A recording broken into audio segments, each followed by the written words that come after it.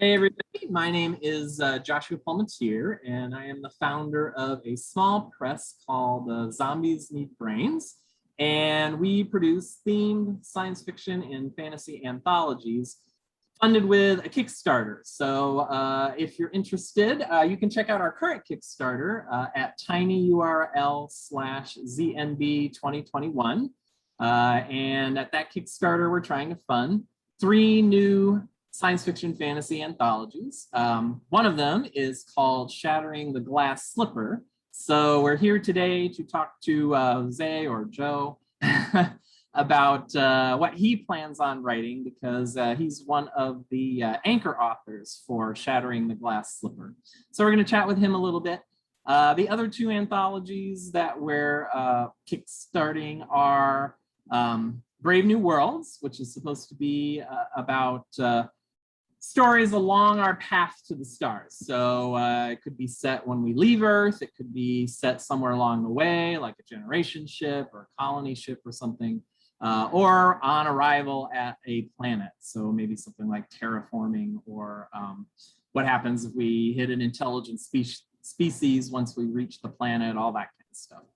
And then the 3rd anthology we're kickstarting is called Noir. It's supposed to be a sort of noir atmosphere, mysteries, detectives, private investigators, that kind of thing, except it's got to have a science fiction or fantasy setting to it. Okay, so those are the 3. Okay, but again, we're mostly going to be talking about Shattering the Glass Slipper here. And the idea behind Shattering the Glass Slipper is basically upended, twisted, gender bent fairy tales. Okay, so mixed up fairy tales in some sense. Okay, so Joe here is going to introduce himself, and then we'll move on to what he plans on doing for Shattering the Glass Slipper. So go ahead, Joe. All right, thank you so much. I'm Jose Iriarte. I am primarily known for my short stories. I've got stories in Uncanny, Lightspeed, Strange Horizons, and all kinds of other magazines. Several years' best collections. I've been a finalist for the Nebula Award and longlisted for the Tiptree. And I am also a recently elected director at large for the Science Fiction and Fantasy Writers of America.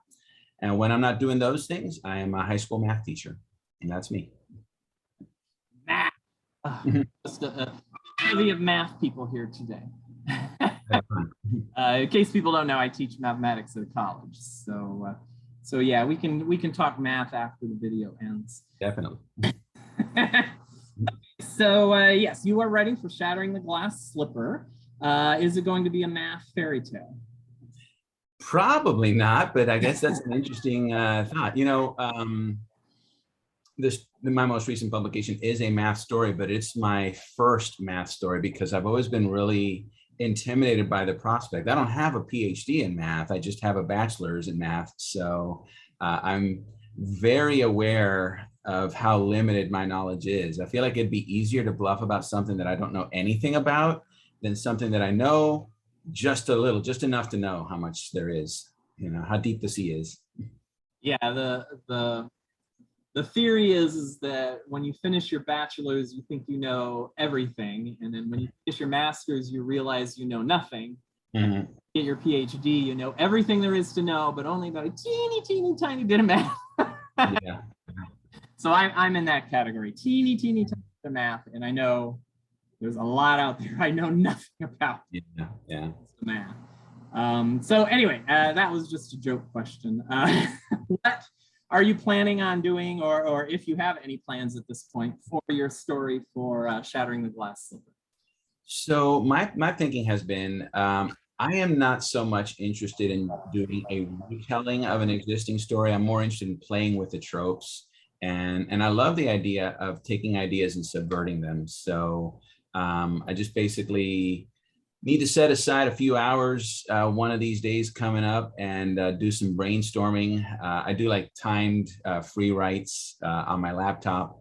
And what I like to do is take any tropes that I can think of, just start listening to them and then start thinking of ways to subvert them, start thinking of ways to turn them on their ear. And if I can write something that feels fairy tale-esque but goes in an unexpected direction, that's what I'm going to be wanting to do. That's what I'll be shooting for. That sounds cool. Mm-hmm. Yeah, and I think the editors have said they're in the submission guidelines, they actually said that they're not really looking for a retelling. They really want you to really screw up the fairy tale in some way, even if you pick a particular one. So it sounds like you're on the right track for what they're looking for this anthology. Okay, so you told me earlier that you consider yourself both a novelist and a short story writer. Most writers that I know of think of themselves as being one thing. Like I think of myself as being a novelist, and then I kind of do short stories on the side. That you think of yourself in both categories. So since you like to write both and you have an affinity for both, is there anything that you do differently when you're writing a novel versus writing a short story, and just, you know, talk writing craft about the two? Yeah. I think when I want to write a short story, you know, a couple of real hot free writing and brainstorming sessions will get me pointed in a good direction, and just kind of a little bit of a thumbnail outline. I am an outliner either way, but I am much more of an intensive outliner when I write novels. There I will have just unbelievably detailed and all kinds of supporting documents and things like that. I use Scrivener to organize all of that stuff. And when I write short stories, it's in Microsoft Word, and I might have just a Windows Notepad document where I've got all of my thoughts, and then I'm just kind of going and trying to get it. I think for me, a novel has more layers. With a short story, I've got really like 2 or 3 big threads that I'm trying to follow down, and a novel, you know, needs to have a lot more than that to be able to support its weight. So the big, you know, and yeah, just really trivial stuff like which software am I using or how long it takes. I do find that when I am working on a novel, then I will stop having short stories come out for, you know, 6, 9, 12 months, and everybody's forgotten I exist. And then I want to jump back in and write a whole bunch of short stories and sell them places. So. Well, I mean, a novel takes a lot of time and focus. So it's totally understandable that, you know, if you're working on a novel, that the short stories are going to fall by the wayside a little bit. Yeah. Like I usually do my short stories between novels, and that's basically because it's hard for me to shift from a novel into a short story idea while I'm in the middle of the novel. My brain doesn't want to do that. I do have this fear. Again, we should have these problems. I should have these problems, but I hear from a lot of other people that once they do start selling novels, then you have a lot less free time, because you know, then if they want more from you, then you're going from one into another. So yeah, because you usually sign multiple contracts. You're not just signing one contract and you're done. It's usually, you know, a 3-book deal or something along those lines. So yeah, once you're done with one, you got to shift into the other because you've got a deadline. Yeah, I need to get faster to have any hope. That's the upshot. I'm sure you're writing just fine. It also amazes me when I run into writers that do like the heavy duty outlining and the detailed notes and stuff like that.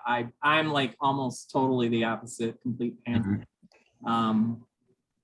And basically I have tried the outlining with the detailed notes, and then when I sit down to write the book, it's like I've already written it and I'm not interested anymore. So that process just doesn't work for me. But I've heard that from other people. For me, it's that the blank page is really daunting. But if I can break I do this for other tasks too, for grading instance, you know, if I can break any task into manageable chunks, like there's no way I can write a novel, but I can definitely jot down some big old plot turns. And there's no way I can write, you know, a fourth of a novel, but I can definitely think about some scenes that I would have along the way. And there's no way I can write a scene, but I can think about where I would enter a scene and where I would leave it. And actually, it's not that much more work. I might as well just go ahead and write the scene now, you know? Yeah. No, everybody's got their own process, and no one process is quote unquote correct. So So yeah, you just got to figure out what works for you.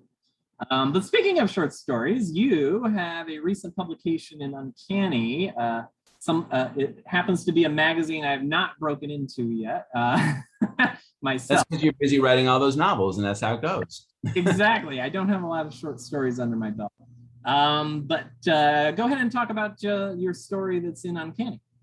So the story that I have in the May-June Uncanny is called Proof by Induction. And it's, like I was saying, it's my first math story. I've had a lot of people over the years saying, well, you're a math teacher. You should write a story about math, a science fiction story, but math-based. And I've always been very intimidated. I've always felt like I'd have to figure out some math I'd have to figure out some speculative math. How do you do that? And then, so what I did for this, the math that is being attacked is really kind of the MacGuffin for a story about losing your father and trying to, to thinking about things that you wish you'd had a chance to communicate to each other and trying to have those conversations. And the math story kind of gives it the structure to hang that story on. And my approach was I read a lot of popular mathematics books and articles because those are entertaining anyways, reading stories about how this or that theorem was proven. And I basically said, well, I think I could fake the language. I think I could just make up words that sound like those words and just kind of, this is what the process feels like. And then the actual the actual hypothesis, the actual conjecture that we're trying to prove, be really kind of vague about what that's all about.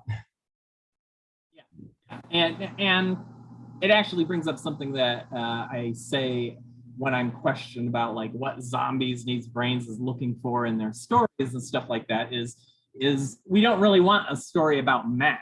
We want the human story of the characters, and the math just happens to be part of that story. And when I read your story, because I've read Proof by Induction, when I read your story, I was like, yes, this is what in my opinion, a good science fiction story is that, you have some of the science there, the science fiction element there as well, but it can't just be the idea. There's got to be a human story behind it. And that's what you have in by induction. It's not really about the math, and it's not really about the science fiction. In the end, it's really about this relationship between this man and his father. And so yes, that's what I liked about your particular story when I read it. I appreciate that. Thank you. Kind of what I'm looking for with the open call for zombie brain stories is I'm looking for those stories that have, yes, they have the sci-fi element or the fantasy element or whatever, but I'm more interested in the human story behind it. Yeah. So you pulled that off very well. Yeah, the stories of mine that seem to do the best tend to focus on relationships, whether it's parent-child or sibling or, an old married couple or whatever it is. Those seem to just do the best. Yeah, and well, that's because, in my opinion, it's because the no matter what the other elements are, and no matter how far-fetched the other elements are, the human story is something everybody can relate to. So that's what they're gonna attach themselves to and focus in on when they're reading. So yes, very good job. Everybody should run out and read Proof by Induction. I am looking forward to seeing what you end up writing for Shattering the Glass Slipper. I'm not one of the editors for Shattering the Glass Slipper. That's Crystal Sarakis and Landy Salsas. But you can. I can almost guarantee I'm going to be reading most of the stories, even if I don't be editor. So I definitely appreciated the feedback that I got from you on the story that I wrote for My Battery is Low and It's Getting Weak. So. Oh, it's getting dark. Yeah. Dark, yeah. That's a long title. It's hard to get right. It was a very long title, and Zombies tries to keep our titles short, but like noir, right? Yeah. Try to keep them very, very short, but every now and then we have to have one that's a little bit longer. Like My Battery's Low and It Is Getting Dark obviously we needed to keep that because of of where the idea generated from. So, Yeah. And then last year we had the Modern Deities Guide to Surviving Humanity, which of course is humongously long as well. That's also a great title. Yeah, but yeah, we keep the longer titles if we think they're really, really good titles. Mm-hmm.